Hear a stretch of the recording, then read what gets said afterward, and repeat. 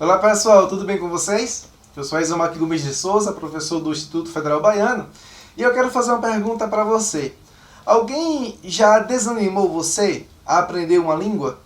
Alguém já desanimou você em estudar? Ou alguém não incentivou você a estudar?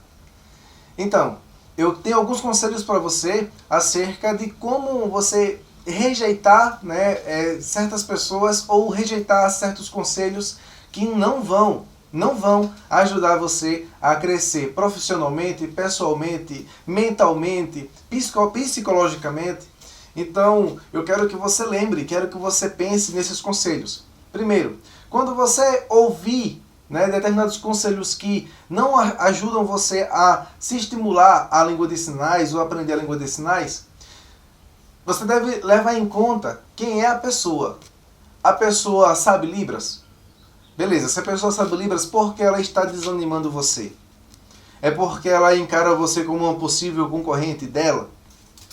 Segundo, essa pessoa que está aconselhando você a desistir da língua de sinais, ou dizendo ou falando que a língua de sinais é difícil, qual é o ponto de partida, o ponto de comparação que ela leva para dizer que a Libras é difícil? Ou que tipo de pessoa é essa que incentiva você, ou na verdade desestimula você a aprender a língua de sinais? Essa pessoa, ela tem uma forte influência sobre você? Então, se ela tiver uma forte influência sobre você, como é que você pode, por exemplo, rejeitar esse tipo de pessoa? Primeiro, você deve reconhecer a sua capacidade. Você precisa lembrar que ninguém vai fazer a sua vida, é você que faz a sua vida. E você precisa se esforçar cada vez mais para fortalecer o que você tem na sua cabeça, no sentido de estimular a aprendizagem de Libras e ajudar outras pessoas também a aprender a língua de sinais. Também fuja de pensamentos negativos. Fuja de pessoas que não estimulam você a aprendizagem, ao crescimento pessoal. Ah, mas talvez fugir seja muito complicado, talvez eu não consiga fazer isso. Não ligue para o que ela diz. Ouça, no caso, consiga ouvir ali, mas não escute. Escutar quer dizer que você vai internalizar as informações que estão sendo passadas ali. Você internaliza e aí você fica com a autoestima lá embaixo. Então, para aprender a língua de sinais, você precisa ser influenciado de forma positiva. Então, para que você possa ser influenciado de forma positiva, se junte com pessoas que vão auxiliar você cada vez mais. Se junte com pessoas que vão promover cada vez mais a sua capacidade de sinalizar. Você tem medo de errar? E as pessoas utilizam isso para afetar a sua mente, afetar o seu psicológico? Se você tiver medo de errar, poxa, que erre bastante, porque é a partir do erro que você vai aprender.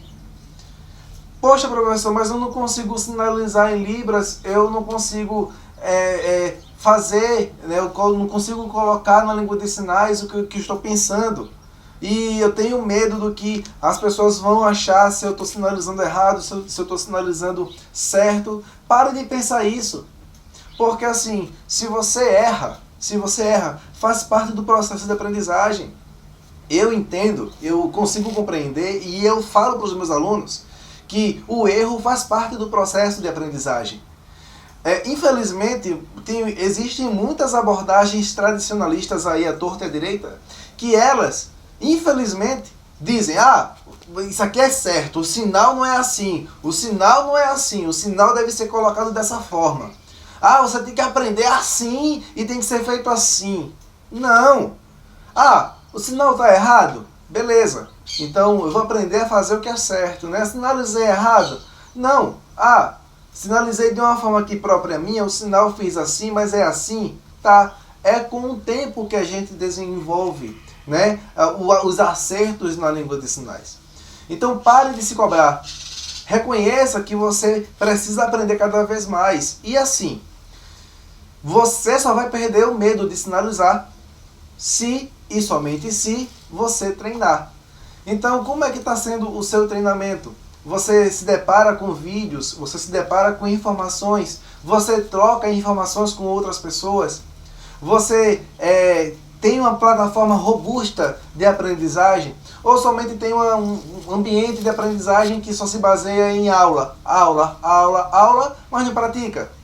Você precisa praticar, mas como? Você precisa ter atividades em que você seja desafiado, seja desafiada a compreender a língua, compreender as trocas comunicativas. Ah, professor, mas eu fico muito angustiada, porque quando eu vejo a informação não consigo compreender. Por que você não pergunta para outras pessoas?